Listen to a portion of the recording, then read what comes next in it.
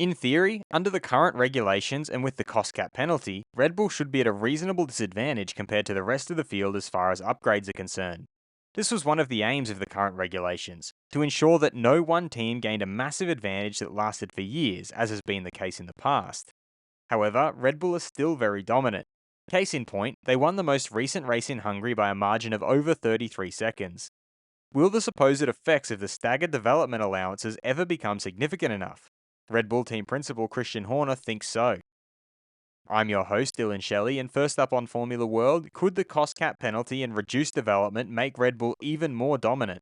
Horner, while speaking to multiple media outlets, started off by confirming that they will be focusing on next year's car.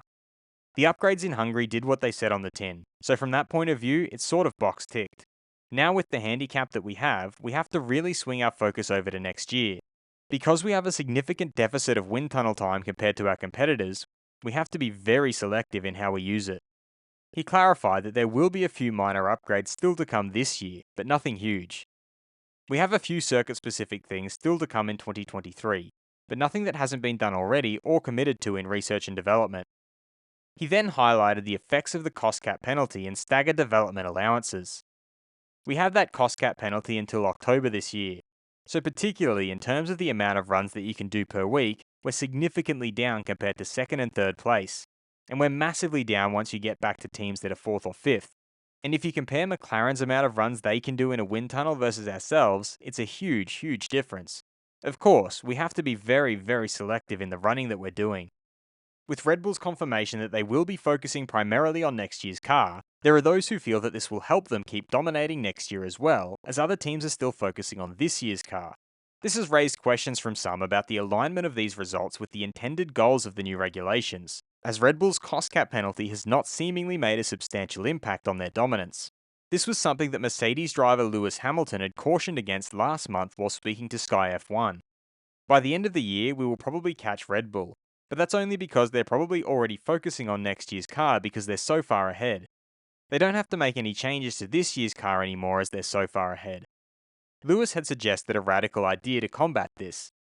I think the FIA should probably put a time when everyone is allowed to start developing on the next year's car. So August 1st, that's when everybody can start, so then no one can get an advantage on the next year, because that sucks. Lewis was quick to acknowledge that he had been the beneficiary of such a dominant period himself, but that it needed to stop. I was really fortunate to have one of those periods. Max is having it now. But with the way it's going, it will continue to happen over and over again, and I don't think we need that in the sport. The argument could be made that teams that start off really poorly have the most incentive to abandon the current season and focus on the next one. However, in reality, teams rarely tend to completely abandon development on their current cars early in the season. Hamilton's own team Mercedes is a great example. They'll be bringing upgrades this week in Spa, as confirmed by team principal Toto Wolff in an official statement.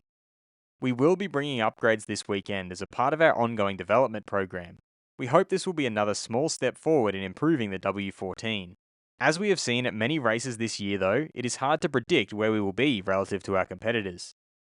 One school of thought suggests that the reason Red Bull's dominance isn't diminishing despite their restrictions is because they found the most successful direction for their car's development, and can therefore be more efficient and effective with the time that they have.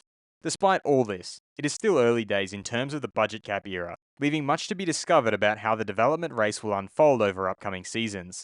Time will be the ultimate judge, and teams must adapt and strategize to navigate this evolving landscape.